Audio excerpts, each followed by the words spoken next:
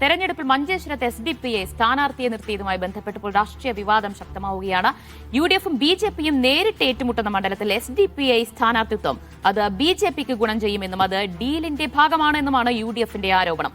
കഴിഞ്ഞ തവണ മഞ്ചേശ്വരത്ത് SDPI ഇതേ കാരണം കൊണ്ട് സ്ഥാനാർത്ഥിയെ നിർത്തിയിരുന്നില്ല. ഇത്തവണയും SDPI-ക്കകത്തും പുറത്തും എതിർപ്പ് ശക്തമായിട്ടുണ്ട്. പക്ഷേ സ്ഥാനാർത്ഥിത്വവുമായി മുന്നോട്ട് പോകാൻ തന്നെയാണ് SDPI നേതൃത്വം തീരുമാനിച്ചിട്ടുള്ളത്. എന്തായാലും SDPI-യുടെ ഫാസിസ്റ്റ് വിരുദ്ധതയുടെ തനി നിറം പുറത്തായി എന്നാണ് ലീഗ് ഉൾപ്പെടെ വിമർശിക്കുന്നത്.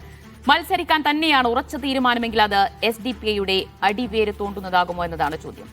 ജിമ്മിക്ക് എന്താണ് തോന്നുന്നത്? ഈ SDPI-യുടെ സ്ഥാനാർത്ഥിത്വം അത് മഞ്ചേശ്വരത്ത് എത്ര വലിയ തിരിച്ചടിയായിരിക്കും ഉണ്ടാക്കാൻ പോകുന്നത് UDF? ഈ 2 ദിവസമായി നമ്മൾ ഈ വിഷയം ചർച്ച ചെയ്യുകയാണ്. SDPI സംബന്ധിച്ച് ഒരു പുനരാലോചനയെക്കുറിച്ച് ആലോചിക്കുന്നത് കേട്ടു. ഇന്ന് യോഗം ചേർന്നു. പക്ഷേ അതേ നിലപാട് തന്നെ അവർ ആവർത്തിക്കുകയാണ് ചെയ്തത്. അതിനകത്ത് പാർട്ടിക്കകത്ത് ചില പ്രശ്നങ്ങളുണ്ടെന്നും പാർട്ടിയുടെ പഴയ സംസ്ഥാന നേതാവ് തന്നെ ഇതിനെതിരെ ഫേസ്ബുക്ക് പോസ്റ്റ് ഇടുകയും പിന്നെ അത് പിൻവലിക്കുകയും ചെയ്തൊക്കെ നമ്മൾ കഴിഞ്ഞ ദിവസങ്ങളിൽ ചർച്ച ചെയ്തതാണ്, വാർത്തയായി വന്നതാണ്.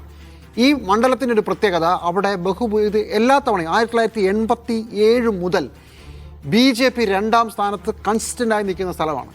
ഒരു പ്രാവശ്യം CPM ജയിക്കുന്നു, അന്ന് മുസ്ലിം ലീഗ് 3ാം സ്ഥാനത്ത് പോയി. ബാക്കി എപ്പോഴും CPM 3ാം സ്ഥാനത്ത്, മുസ്ലിം ലീഗ് 1ാം സ്ഥാനത്ത്, BJP കൺസിസ്റ്റൻ്റ്ലി 2ാം സ്ഥാനത്താണ്. പക്ഷേ കൺസിസ്റ്റൻ്റ്ലി ഒരിക്കൽ പോലും അവർക്ക് അക്കൗണ്ട് തുറക്കാൻ പറ്റുന്ന സ്ഥലമാണ്. അവിടെ 75,000 ഹിന്ദു വോട്ടുകളും 1,35,000 മുസ്ലിം വോട്ടുകളുമാണ്. അങ്ങനെ BJP-ക്ക് ഹിന്ദു വലിയ മജോറിറ്റിയുടെ സ്ഥലമൊന്നുമല്ല. പക്ഷേ UDF-ഉം കോൺഗ്രസിനും ഇടയിൽ വോട്ടുകൾ സ്പ്ലിറ്റായി പോകുമ്പോഴാണ് BJP-ക്ക് ഒരു LDF-നും കൂടെ വോട്ട് സ്പ്ലിറ്റായി പോകുമ്പോഴാണ് ഒരു സാധ്യത 89, 249 ഇങ്ങനെയൊക്കെയുള്ള വോട്ടുകളുടെ സാധ്യത വന്നു നിന്ന് കറങ്ങുകയാണ്. ഇത്തവണ എല്ലാം കൽപ്പിച്ച് BJP ഇറങ്ങുന്നതിന് ലക്ഷണം 2 പറയാം. അവിടെ അഷ്റഫാണ് സ്ഥാനാർത്ഥി. അഷ്റഫ് എന്ന പേരുള്ള 5 മുസ്ലിം സ്ഥാനാർത്ഥികൾ, 10,000 വോട്ട് മാത്രമുള്ള ക്രിസ്ത്യൻ കമ്മ്യൂണിറ്റിയിൽ നിന്ന് 2 സ്ഥാനാർത്ഥികൾ, ഒരു വോട്ട് അത് മുഴുവൻ പിടിച്ചു വാങ്ങിച്ച് ഹിന്ദു വിരുദ്ധ വോട്ടുകൾ സ്പ്ലിറ്റായി പോകാനുള്ള എല്ലാ പണിയും BJP നടത്തുകയാണ്. കർണാടകത്തിൽ നിന്ന് RSS-ന്റെ മുഴുവൻ സംവിധാനങ്ങളും ഇറങ്ങി കളിക്കുകയാണ്.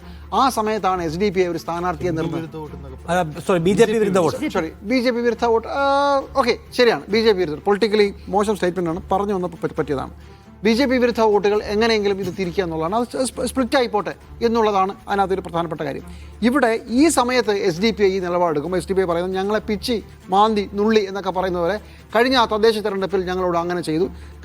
സംഭവം ശരിയാണ്, ലീഗ് പരമാവധി SDPI അവിടെ ഉപദ്രവിച്ചിട്ടുണ്ട്.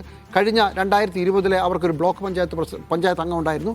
ഇത്തവണ CPM-ഉം ലീഗും BJP-യും ഒക്കെ ചേർന്ന് ഞങ്ങളെ തോപ്പിച്ചു എന്നാണ് അവർ പറയുന്നത്. എന്തായാലും ലീഗ് SDPI-ക്കെതിരെ പണിതിട്ടുണ്ട് എന്ന് മാത്രമല്ല, അവിടുത്തെ ഒരു പഞ്ചായത്തിൽ ഒരു സ്റ്റാൻഡിംഗ് കമ്മിറ്റി അംഗം BJP ആകാൻ വേണ്ടി ലീഗുകാർ വോട്ട് ചെയ്ത സ്ഥലം കൂടിയാണ് മഞ്ചേശ്വരം. അങ്ങനെയൊക്കെ ചെയ്യും. ലീഗിന് അങ്ങനെ വളരെ വലിയ രാഷ്ട്രീയ ബോധമൊന്നും അവിടെ കാണിച്ചിട്ടുമില്ല എന്നുള്ളതൊക്കെ സത്യമാണ്, അതെല്ലാം ശരിയാണ്. പക്ഷേ SDPI-യുടെ പ്രഖ്യാപിത നിലപാടുണ്ടല്ലോ. ആ പ്രഖ്യാപിത നിലപാട് ഈ മഞ്ചേശ്വരത്തെ ലോക്കൽ ഇഷ്യൂവിൻ്റെ പേരിൽ തമ്മിൽ തീർക്കാനാണ് പരിപാടിയെങ്കിൽ അത് വളരെ മോശം നീക്കമാണ്. അങ്ങനെയാണെങ്കിൽ പിന്നെ SDPI ഇത്രയും കാലം ചെയ്യുന്ന ഒരുപാട് വിധ്വംസക പ്രവർത്തനങ്ങളെന്ന് ആരോപിക്കപ്പെടുന്ന ഒരുപാട് കാര്യങ്ങളുണ്ട്. അവരുടെ മാസങ്ങളുടെ പോപ്പുലർ ഫണ്ട് നിരോധിക്കപ്പെട്ടിട്ടുണ്ട്. അപ്പോഴും അവർ പറഞ്ഞുകൊണ്ടിരുന്ന ഫാസിസ്റ്റ് വിരുദ്ധ നിലപാട്, അപ്പോൾ അതെവിടെ പോകും എന്നുള്ള പ്രധാനപ്പെട്ട ചോദ്യമല്ലേ. അതാണ്. അപ്പോൾ ഇതൊരു ഡീലിന്റെ ഭാഗമാണെന്ന് സംശയിക്കുന്നു. ഞാൻ ഇത് ഡീലാണോ ഡീലല്ലേ ഒന്നും എനിക്കറിയില്ല. പക്ഷേ ഇന്ന് അവരുടെ ദേശീയ പ്രസിഡന്റ് ഒരു ഫൈസി എന്നിട്ട് പറയുന്നത് ഒരു രാഷ്ട്രീയ പാർട്ടി എവിടെ മത്സരിക്കേണ്ട ആ രാഷ്ട്രീയ പാർട്ടിയാണ് തീരുമാനിക്കുന്നത്. MK ഫൈസി അദ്ദേഹം പറയുന്നത് അത് ഞങ്ങളെ ആരും പ്രൊഫസ് ചെയ്യണ്ട, ഞങ്ങളുടെ സ്വാതന്ത്ര്യമാണ് അവിടെ മത്സരിക്കുന്നത്. തീർച്ചയായിട്ടും ആ സ്വാതന്ത്ര്യത്തെ നമ്മൾ ഉപയോഗിച്ച് കൊടുക്കുന്നു. ഡീലാണോ അല്ല ഉള്ളതൊക്കെ നമ്മൾ വോട്ടർമാർക്ക് കൊടുക്കും. എൻ്റെ ഒറ്റ ചോദ്യം, SDPI ഏറ്റവും ശക്തമായ ജില്ല ഏതാണ്? SDPI ഏറ്റവും ശക്തമായി പ്രവർത്തിച്ച ജില്ല ആലപ്പുഴയാണ്. ആലപ്പുഴയിൽ ഇപ്പോൾ ആലപ്പുഴ നിയമസഭാ മണ്ഡലം ഉൾക്കൊള്ളുന്ന മണ്ണഞ്ചേരി ഗ്രാമപഞ്ചായത്തിൽ 3 അംഗങ്ങളുണ്ട്, 3 മെമ്പർമാരുണ്ട്.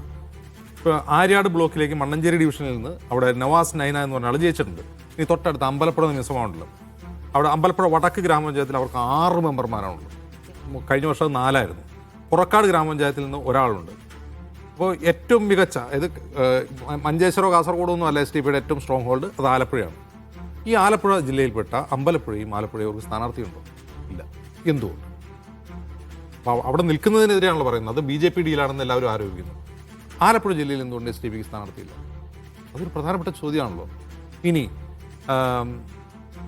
വളരെ ശക്തി കുറഞ്ഞ, ഇപ്പോൾ ആലപ്പുഴ എന്ന് പറഞ്ഞാൽ ആലപ്പുഴയിൽ അമ്പലപ്പുഴയും ആലപ്പുഴയും വളരെ ശക്തിയുള്ള 2 സ്ഥലങ്ങളാണ്, അവിടെ സ്ഥാനാർത്ഥിയില്ല. ഇനി ഇവരുടെ സ്ഥാനാർത്ഥി പട്ടിക എടുത്തു നോക്കിക്കഴിഞ്ഞാൽ ഈ സ്ഥാനാർത്ഥി പട്ടികയിൽ ഏറ്റവും കൂടുതൽ ആൾക്കാർ തെക്കൻ ജില്ലയിലാണ്. ഈ തെക്കൻ ജില്ലയിൽ എല്ലായിടത്തും 2000, 2500, 1500 വോട്ടുകൾ കിട്ടുന്ന സ്ഥലങ്ങളാണ്. അവർക്ക് കഴിഞ്ഞ 2-3 തെരഞ്ഞെടുപ്പുകളിൽ 2000, 1500 അതായത് ഒരു കാലത്തും വലിയ മുന്നേറ്റം ഉണ്ടാക്കാത്ത എല്ലായിടത്തും ഒരാളെ നിർത്തിയിട്ടുണ്ട്. എന്തുകൊണ്ടാണ് അവിടെ നിർത്തുന്നത്? അതിന് ലോജിക്ക് വേണമല്ലോ, അത് അവരുടെ സ്വാതന്ത്ര്യമാണ്. എന്തുകൊണ്ട് മഞ്ചേശ്വരത്ത് സ്ഥാനാർത്ഥി നിർത്തി? അവിടുത്തെ ലോക്കൽ ഇഷ്യൂ ആണെന്ന് പറയുന്നവർ ഈ സ്ഥാനാർത്ഥി നിർത്താത്തതിനെ പറ്റി പറയണ്ടേ? ഇനി പരമാവധി 2000 വോട്ടിൽ കൂടുതൽ കിട്ടാത്ത മണ്ഡലങ്ങളിൽ എല്ലായിടത്തും സ്ഥാനാർത്ഥി നിർത്തിയതിൻ്റെ ഒരു ലോജിക്ക് പറയണ്ടേ? അതെന്ത് കാര്യത്തിനാണ്? അതിനൊരു കാര്യം കൂടിയുണ്ട്. ഈ മണ്ഡലങ്ങൾക്കൊക്കെ ഒരു പ്രത്യേകതയുണ്ട്. അതിപ്പോൾ നെടുമങ്ങാടാവട്ടെ, ആറ്റിങ്ങലാവട്ടെ, ചങ്ങനാശ്ശേരി ആവട്ടെ, മൂവാറ്റുപുഴയാവട്ടെ, തൊടുപുഴയാവട്ടെ, കളമശ്ശേരി ആവട്ടെ, ഇവിടെ UDF ജയിക്കുകയാണെങ്കിൽ UDF ജയിക്കുമ്പോൾ വളരെ ചെറിയ മാർജിനിൽ ജയിക്കുന്ന മണ്ഡലങ്ങളാണിത്. അത് 5000 താഴെ വോട്ടുകൾക്ക് മാത്രം UDF ജയിക്കുന്ന മണ്ഡലമാണ്. അതേസമയം ജയിക്കുകയാണെങ്കിൽ അതേസമയം ചടയമംഗലം എടുക്കുക. ചടയമംഗലത്ത് UDF ജയിച്ചിട്ടുണ്ട്, ചെറിയ മാർജിനിൽ ജയിക്കുക.